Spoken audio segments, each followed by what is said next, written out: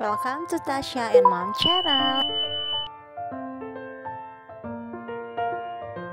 Hey guys, welcome to Tasha and Mom channel.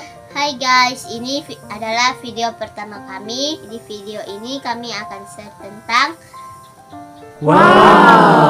pengalaman pribadi dalam menghadapi penyakit autoimun yang sekolah purpura atau yang sangat terkenal dengan nama HSP. Ya, dan sebelum kami lanjutkan ke video selanjutnya, kami minta dukungan like, comment, subscribe, and share channel kami agar supaya kami boleh membuat konten-konten yang bermanfaat selanjutnya. Iya, tujuan kami kenapa kami memilih tema penyakit autoimun Henoch-Schönlein purpura atau HSP ini, karena kebetulan kami juga saat ini sedang berjuang untuk menghadapi penyakit ini, dimana Tasya saat ini sedang mengalami sakit autoimun Henoch-Schönlein purpura, dan share sedikit, dia kurang lebih ada 2 bulan di rumah sakit, ya 2 kali masuk rumah sakit karena penyakit autoimun Henoch-Schönlein purpura ini. Dan di sini kami akan share apa saja yang menjadi gejala penyakit autoimun HSP dan apa saja indikasi-indikasi yang akan terjadi ketika autoimun HSP ini tidak mendapatkan penanganan yang baik dari tim medis. Dan kami juga termotivasi membuat video ini karena semenjak Tasya terkena autoimun HSP, banyak sekali pertanyaan kepada kami tentang apa sih penyakit autoimun itu, kemudian apa penyakit HSP itu apa, kemudian gejalanya bagaimana, terus kenapa ada ruam merah, apakah itu alergi mungkin, atau apakah itu gatal-gatal, kemudian apakah autoimun itu karena imunnya rendah, dan banyak sekali pertanyaan yang dilontarkan kepada kami, dan kami tidak bisa menjawab satu persatu karena penjelasannya sangat panjang. Dan menurut saya beda anak, beda juga mungkin ada gejala-gejala yang berbeda. Dan sekalipun autoimun HSP ini secara umum itu anak usia 11 tahun ke bawah, tetapi menurut kami itu tidak menutup kemungkinan untuk anak-anak yang berusia 12 tahun ke atas, karena sampai saat ini Tasya berumur 12 tahun 3 bulan dan dia terkena penyakit autoimun HSP. Bagaimana gejala awal dari penyakit ini? Ya, sebelum timbul purpura atau bintik-bintik merah, ruam-ruam merah di kaki, dan ini kebanyakan sih yang timbul itu merah-merahnya di kaki. Kalau di Tasya gejalanya timbul di kaki, tapi sebelum timbul ruam merah dia ada kena demam sekitar 3 hari. Demamnya itu 37,5, dan udah dikasih obat demam, turun, tapi besoknya lagi demam, kemudian dikasih obat demam lagi selama 3 hari, itu demamnya naik turun. Jadi pas hari keempat demamnya sudah turun, dia gejala ruam merah ini timbul itu di hari ke-5 setelah demamnya itu turun. Jadi awal mula ruam itu timbul, dia seperti ruam yang timbul ketika anak kena DBD, merah-merahnya seperti itu, dan dia timbulnya di kaki bagian bawah. Dan pada hari yang kedua di Tasya itu dia sudah mulai banyak, sudah mulai naik ke betis, ya seperti yang nanti gambarnya akan saya tunjukkan seperti ini. Itu hari kedua timbul purpura, dan itu putih-putih itu karena dikasih salep oleh dokter. Pas waktu itu dibawa ke puskesmas, dikasih salep sama dokter. Perkiraan dokter di puskesmas itu alergi, jadi dikasih salep untuk alergi sama obat untuk alergi. Itu pas pukul 13.00 ya, pas 13.00. Dan pas pukul 15.00 itu kakinya mulai bengkak. Pada hari itu juga pada tanggal 8 Desember itu kejadiannya, tanggal 8 Desember. Kakinya mulai bengkak dan dia sudah mulai malas bergerak, sudah kayak lesu, lemah. Terus dia bilang kakinya sakit, dan akhirnya saya bawa ke rumah sakit terdekat. Sampai di rumah sakit kota yang kami tinggal itu diperiksa dokter, bahkan dokter meminta izin kepada kami untuk foto kakinya dan dikirim mungkin ke Manado. Dan beberapa saat dokter kembali lagi. Itu kan kita di IGD tidak ada penanganan selanjutnya karena penyakit ini belum diketahui penyakit apa.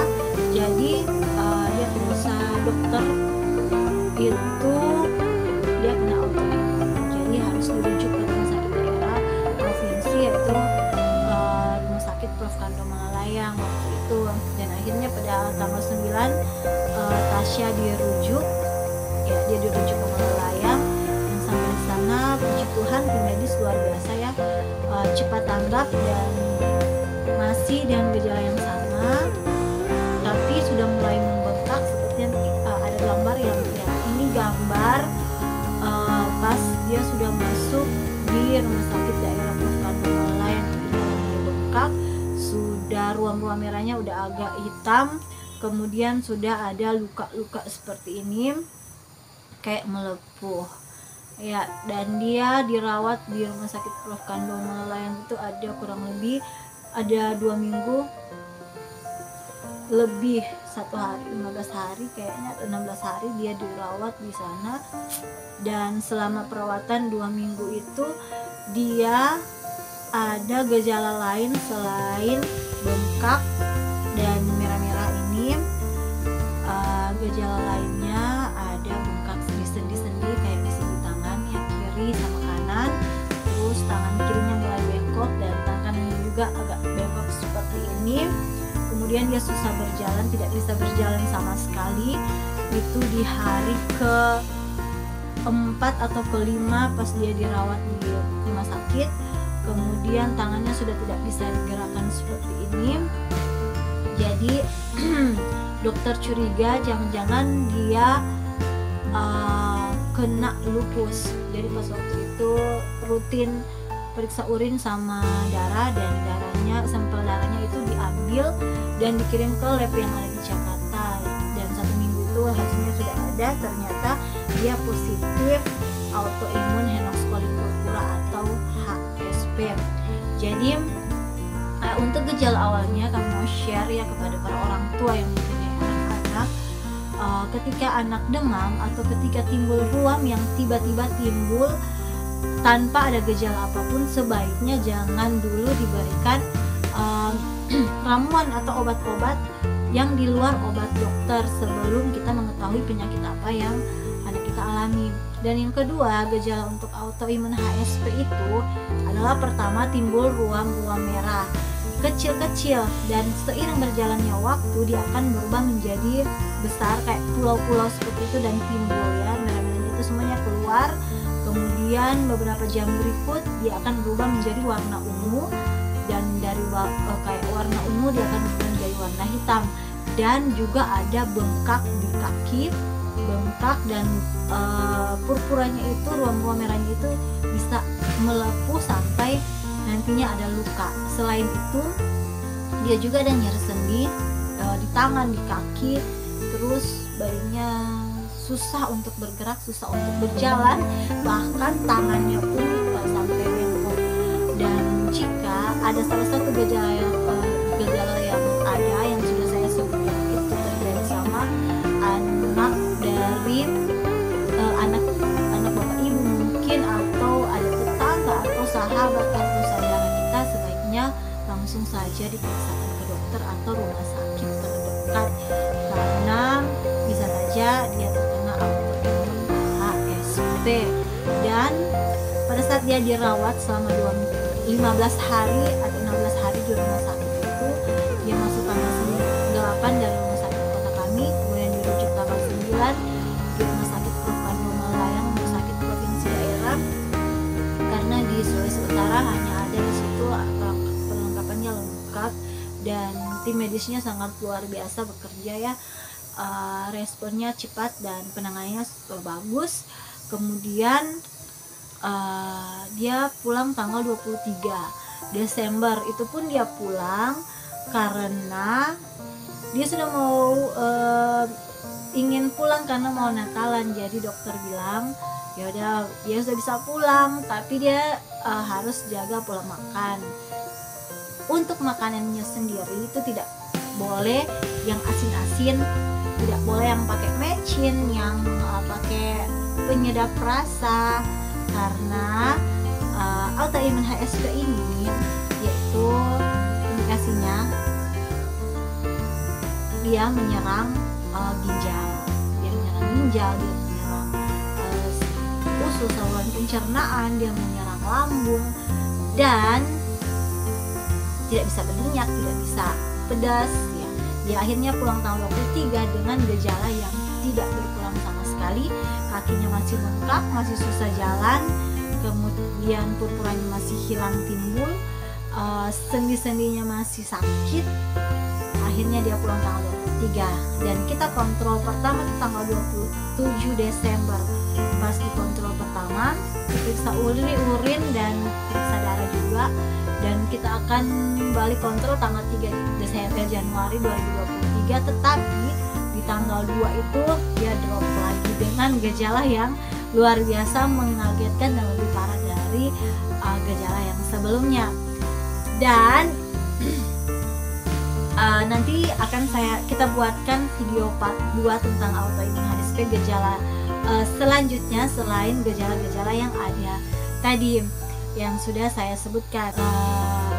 Kurangi makanan asin karena itu berpotensi untuk merusak ginjal, apalagi yang kena autoimun itu tidak bisa makan yang